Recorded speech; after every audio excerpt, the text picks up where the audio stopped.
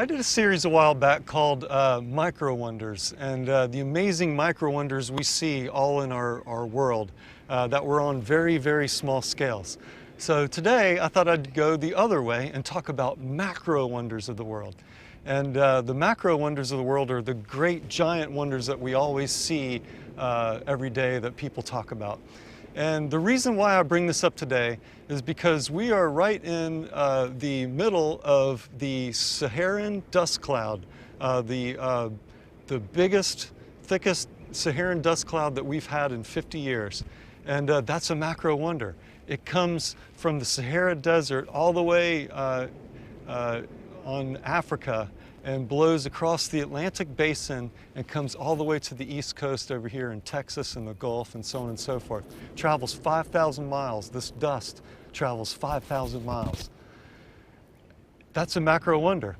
And it also filters the sky the sun's not as bright and there's colors and so on and so forth. And the reason why I like to bring it up is because we're always programmed to see blue skies and sunshine as that's the only thing that's beautiful in the world, right? It's got to be blue sky, it's got to be sunshine. And in my opinion, that's just one facet of the wonderful world we live in. I see beauty in all sorts of weather conditions. And you should embrace nature in all types of weather conditions. So there's beauty in dust storms like this here, or thunderstorms, or snow, or sleet, or rain, or fog. There's beauty in tides.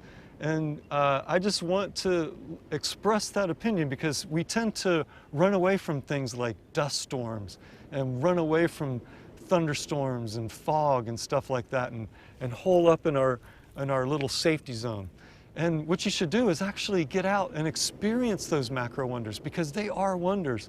If you haven't sat in the back of your porch or in your garage if you don't have a porch and watch a thunderstorm roll in and listen to the sounds and the smells and all the rain dropping, that's a beautiful, beautiful, peaceful thing to do. Or go out to an open area and watch a rainstorm or a squall come in. Those are beautiful macro wonders that we just never really think about as humans. And it's the same with snow. I mean, watching snow fall is just beautiful. And opening your door that morning and just seeing this white blanket for the first time. I know I'm in Florida, so it very rarely snows down here, but you know, I have seen movies. I've seen snow before. And then, you know, stuff like sleet. The news people always report about sleet and it's just this horrible thing coming, which it is. It causes destruction, I understand that.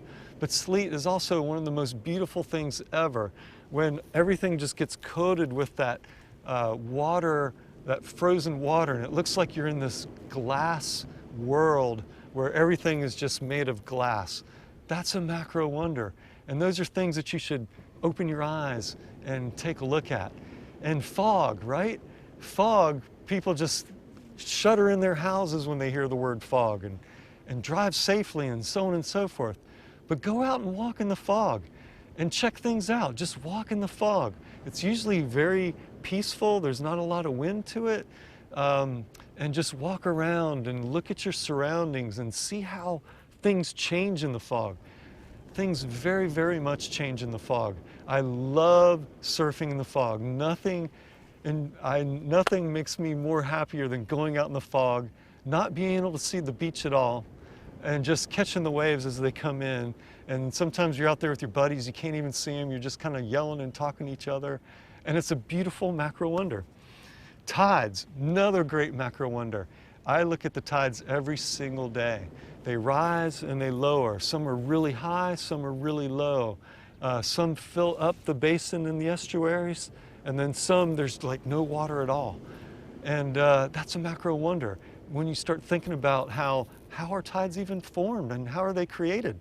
You know, they're created by gravity from the sun and the moon and the locations, and that causes higher tides and lower tides. Tides are just a wonderful, wonderful thing to think about. And then, you know, just the rain. And I used to live in Kauai, the North Shore of Kauai, wettest spot on the world. It would rain for a month straight.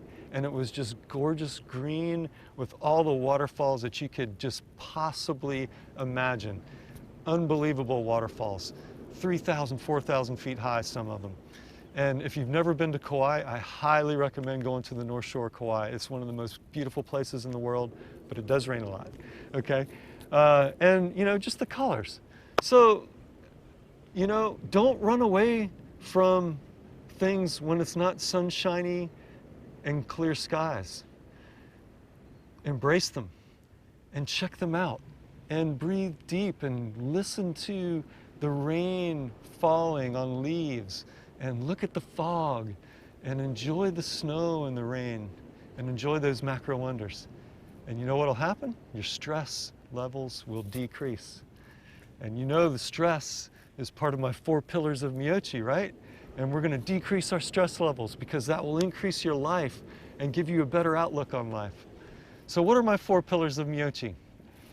Flexibility, proper nutrition, stress reduction, and exercise of any kind. You do my 4 pillars of Meyochi and your quality of life is going to improve dramatically. Now, it's kind of flat out there for surfing today because the Saharan dust layer usually brings very little wind and dry, so there's no waves. So I think today my exercise is going to be, I'm going to go swimming in the ocean. So I'm going to do some swimming. And I see you.